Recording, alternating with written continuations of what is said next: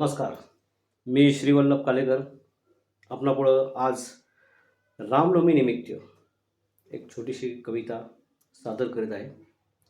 सर्वांना रामनवमीच्या अनेक अनेक शुभेच्छा. रामायणातील तो काळ होता, सगळे सगळ्यांचे ऐकत होते.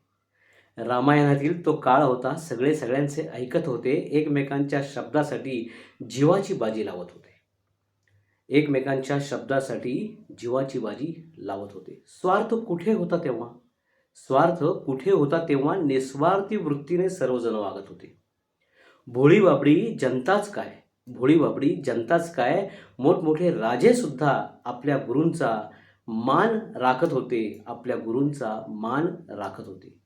लहान भाऊ, मोठा भाऊ, काका असू द्या की ताऊ, लहान भाऊ, मोठा भाऊ, काका असू द्या की ताऊ, एकमेकांची सावली बनून सगळीकडे वावरत होते. एकमेकांची सावली बनून सगळीकडे वावरत होते. शिक्षणाचे काय सांगता? शिक्षणाचे काय सांगता? सगळीकडे एकापेक्षा एक ज्ञानी होते. शिक्षणाचे काय सांगता? सगळीकडे एकापेक्षा एक ज्ञानी होते.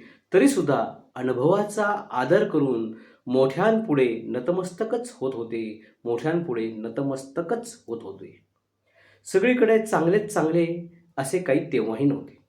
सगळीकडे चांगलेच चांगले असे काही तेव्हाही नव्हते. परंतु वाईटातून चांगले शोधण्यासाठीच रामाने लक्ष्मणाला मरतेवेळी रावणाकडे पाठवले होते. कितीही क्रूर वागली तरी कैकेयीशी रामाने द्वेष केला नव्हता. कितीही क्रूर वागली तरी कैकेयीशी रामाने द्वेष केला नव्हता. की राम वनवासात गेला म्हणून भरताने राज्य